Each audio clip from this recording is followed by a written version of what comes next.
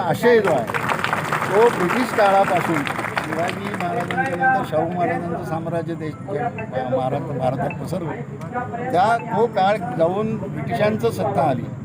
या ब्रिटिशांच्या सत्तेचं पदार्पण झाल्यानंतर जे लोक मुंबईला जाऊन यायला लागले या सगळ्या परिसरातले, फक्त हे 54 गावं नव्हे तर असे सगळ्या डोंगराळ परिसरातले पूर्व आणि पश्चिम उतार जो सह्याद्रीचा आहे इथले लोक हे जगायला लागले. ते मुंबईला हमालीच केल्याशिवाय दुसरं काही काम नाही आणि जगूच शकत नाही म्हणून गेले.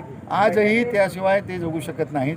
ही 75 वर्ष स्वातंत्र्याला झालेली आहे. याच लोकांनी संयुक्त महाराष्ट्रामध्ये बलिदान दिलं. नावं 105 मधली काढून बघितली तर त्यात त्यांची नावं दिसतात. याच लोकांनी शिवाजी महाराजांच्यावर लढा दिला, संभाजी महाराजांच्यावर लढले, ताराबाईंच्यावर नेतृत्वाखाली लढले आणि हेच लोक भारताच्या स्वातंत्र्यासाठी सुद्धा लढले.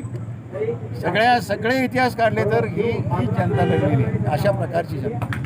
आणि मग त्यांच्या नशिबी काय आलेलं आहे तर की अण्णाभाऊ साठेंच्या गाण्यातल्यासारखं आले, माझी बहिणा गावावर राहिली, माझ्या जीवाची होती या काही म्हणजे बायका पोरं गावाकडे आणि मी मुंबईला, ही जे दुःख आहे आणि हे जो वनवास आहे हा वनवास संपला पाहिजे हे मुख्य मागणी आहे. आणि त्यासाठी साधी गोष्ट आहे की इथं उचलून पाणी 6% कनेर धरणातलं उचलायची परवानगी असतेच कुठल्याही धरणात. त्यातून इथं पाणी उचलण्याच्या योजना झाल्या, त्या चालल्या नाहीत. त्यात आम्हाला लढा करावा लागला कारण लोकांच्या जमिनींना नोटिसा आल्या होत्या, घरांना नोटिसा आल्या होत्या जप्तीच्या. त्या योजना आताही चालू नाही, आताही बंद आहेत योजना त्या.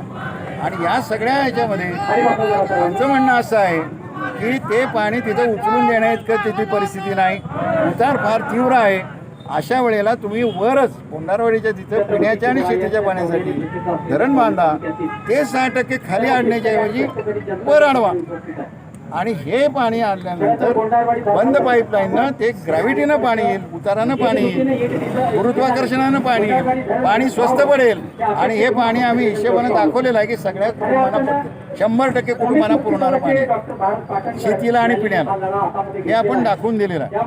आणि त्यामुळं यात काही विशेष शंका येण्यासारखं नाही आहे. म्हणूनच पहिली बैठक जी जिल्हाधिकाऱ्यांनी बोलवली CO वगैरे सगळ्यांच्यासह, त्या बैठकीमध्ये सकारात्मक प्रतिसाद मिळाला, त्याची रिपोर्ट सांगायला सांगितले. पण त्यानंतर इरिगेशनचा रिपोर्ट हा स्पष्ट आला नाही आणि म्हणून हा सगळा प्रपंच झालेला आहे. इरिगेशनचा रिपोर्ट आहे तसा आला असता तर ही पुन्हा बैठक बोलवायला लागली असती. आणि आज जिल्हाधिकारी नाहीत, त्यामुळे 5 तारखेला मी बैठक घेतो असं त्यांनी सांगितलं. त्याचं पत्रही रात्री उशिरा आम्हाला मिळालेलं आहे. पण त्याच्या आधी सगळ्या लोकांचं झालेलं होतं, मोर्चा इथं आलेलं आहे. ते पत्रसुद्धा त्याची कॉपी आपल्याला देण्यात येईल. पुढची भूमिका काय असेल, पुढची भूमिका काय असेल नाही आता त्या बैठकीवर ठरेल. ही जी बैठक 5 एप्रिलची आहे त्या बैठकीमध्ये इरिगेशन खात्यानं व्यवस्थित रिपोर्ट दिला आणि शासनाकडे प्रस्ताव केला की मग इथला लढा संपला. मग तो शासनाशी चालू होईल, त्याची आम्ही वाट बघू. शासन कधी निर्णय घेते, त्यांना काहीतरी मुदत देऊ शासनाला म्हणजे मंत्रालयाला. इथला लढा आता इथं राहणार नाही. मग या बैठकीनंतर तो शासनाच्या पातळीवर जातो. इथला प्रस्ताव जाऊ दे आमच्या शासनाकडे. त्यामुळे लढा काही या बैठकीनंतर संपणार नाही. तो प्रत्यक्षात आमचा जो निर्णय आहे हे धरणाची उधळ मारून धरण सुरू होईपर्यंत हा लढा चालू आहे. धरण पूर्ण होईपर्यंत हा लढा चालू आहे.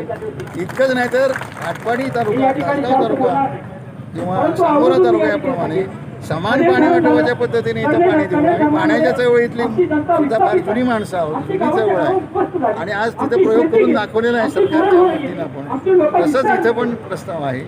आणि त्यामुळं हा उपाय हा सगळ्या, जसा तो दुष्काळी भागाला लागू पडतो, हा सगळ्या अतिपावसाच्या प्रदेशाला हा लागू होईल. कोंडारवाडी पॅटर्न तयार होईल.